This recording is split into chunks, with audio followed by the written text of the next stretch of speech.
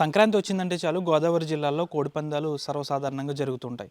గతంలో ఈ కోడిపందాలు అనేవి కొన్ని ప్రాంతాల్లో మాత్రమే జరిగేవి. రాను రాను ప్రతి గ్రామంలోని కూడా ఈ కోడిపందాలు అనేవి ఎక్కువ స్థాయిలో పెద్ద ఎత్తున జరుగుతున్నాయి.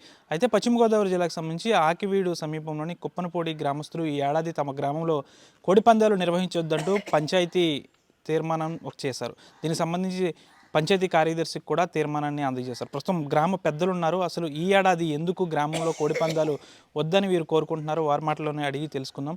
సార్ నమస్తే. ముందుగా మీ గ్రామంలో కోడిపందాలు నిర్వహించొద్దంటూ పంచాయతీకి ఒక తీర్మానం కూడా మీరు ఇచ్చారు. ఎందుకు ఈ ఏడాది కోడిపందాలు నిర్వహించకూడదు అనుకుంటున్నారు? గతంలో కోడిపందాలు ఈ గ్రామంలో జరిగేవా? ప్రత్యేకించి ఈ సంవత్సరం కోడిపందాలు జరగకూడదని పంచాయతీ తీర్మానం చేయటం గల ముఖ్య కారణం, మా గ్రామంలో సెప్టిక్ ల్యాబరేటరీస్ పట్టుకొచ్చి చుట్టుపక్కల గ్రామాల్లో ఉన్న మలాన్ని మంచినీటి చెరువుల పక్కన పోయటం వల్ల మంచినీరు కలుషితం అవుతుంది, అలా చేయటానికి వీల్లేదని చెప్పి సర్పంచ్ గారు మరియు గ్రామ పంచాయతీ పెద్దలు తీర్మానం చేయడం జరిగింది. అయినప్పటికీ పోలీస్ డిపార్ట్మెంట్ వారికి చెప్పాం, స్థానిక శాసనసభ్యులకి చెప్పాం, డిపిఓ గారు వచ్చారు, హెల్త్ డిఎంఎండ్హెచ్ఓ గారు వచ్చారు, ఎమ్మెల్సీ గారు వచ్చారు, తెలుగుదేశం పార్టీ అధ్యక్షులు వచ్చారు. ఇంతమంది వచ్చిన తర్వాత కలెక్టర్ గారి దృష్టిలోకి వెళ్ళాక పాకా సత్యనారాయణ గారు, ఇతర శాసనసభ్యులు, మా ఉపసభాపతి రఘురామకృష్ణరాజు గారు అయిన తర్వాత మొన్న దాకా ఇంకా ఈ కేసులు అలాగే పెండింగ్లో ఉన్నాయి. తర్వాత ఒకళ్ళ మీద ఒకళ్ళు ఈ పవర్ వాడుతున్నారని అదని ఇదని కేసులు పెట్టుకోవడం, విజిలెన్స్ వాళ్ళు రావడం జరిగింది. మరి ఇదే సందర్భంలో ఈ ప్యాకెట్ కానీ కోడిపందాలు కానీ అసాంఘిక కార్యక్రమాలు కనుక వస్తే ఖచ్చితంగా మా గ్రామంలో ప్రత్యేకించి 75 ఎకరాల్లో 3,300 ఇళ్ల పట్టాలు ఇవ్వడం జరిగింది. అంటే ఇంచుమించు 9,000 మంది ఇతర గ్రామాల నుంచి మా గ్రామంలో ఇల్లు కట్టుకునే వాళ్ళు ఉన్నారు. వాళ్ళు ఎవరు వచ్చారు, ఎక్కడి నుంచి వచ్చారనేది అడ్రస్ ప్రూఫ్ కూడా లేదు. ఇప్పటి వరకు వాళ్ళు మా గ్రామ పంచాయతీలో ఓటర్ లిస్టులో జాయిన్ అవ్వటం కానీ పంచాయతీకి ట్యాక్స్ కట్టడం కానీ జరగట్లేదు. కాబట్టి ఇటువంటి పరిస్థితుల్లో ఈ గ్రామంలో కనుక పందాలు జరిగితే రాబోయే కాలంలో జరిగే దౌర్జన్య కారణాలకు కానీ వివిధ రకాలైన జనం వచ్చి వివిధ రకాలుగా, నిన్నగాక మొన్న ఫేస్బుక్లో చూశాను, ఎవరో పిల్లల్ని కిడ్నాప్ చేశారని ఎవరో పోస్టింగ్ చేశారు. కాబట్టి గంజాయి ఒక అలవాటు కాదు. కాబట్టి అన్నింటికి నిరోధించి గ్రామం ప్రశాంతంగా ఉండాలంటే ఎట్టి పరిస్థితుల్లో మా గ్రామంలో కోడిపందాలు కానీ జోదాను కానీ వద్దని చెప్పి గ్రామ పంచాయతీ ఏకగ్రీవంగా ఆమోదించి కలెక్టర్ గారి దృష్టికి, ఎస్పీ గారి దృష్టికి, ఎస్ఐ గారి దృష్టికి, డిఎస్పీ గారికి, సిఏ గారికి అందరికీ కూడా అధికార ప్రతినిధులు అందరికీ పంపడం జరిగింది. శాసనసభ్యుల దృష్టికి కూడా తీసుకెళ్ళడం జరిగింది.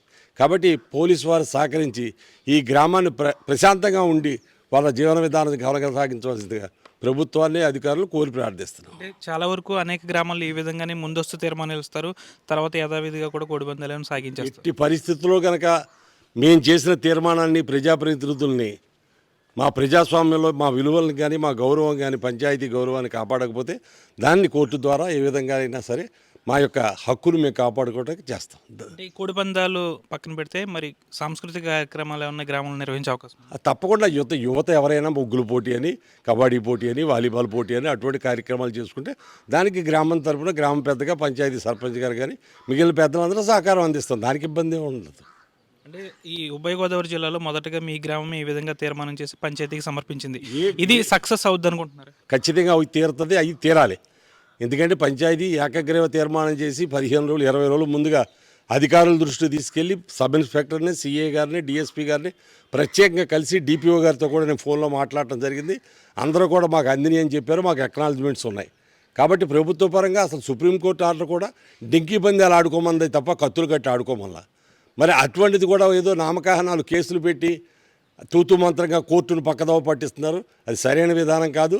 దీనివల్ల బడుగు బలహీన వర్గాలు, పేద వర్గాల వారు ఆర్థికంగా బోళ్ళంత నష్టపోయి మరి మరణాలు, ఆత్మహత్యలు చేసుకోవడానికి ప్రేరేపితం అవుతుంది.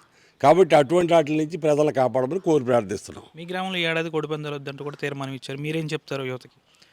నేను గత 5 సంవత్సరాలుగా కూడా బర్రీ కూడా వేయడం జరుగుతుంది. అదేవిధంగా సాంస్కృతిక కార్యక్రమాలు కూడా నేను చేయడం జరుగుతుంది.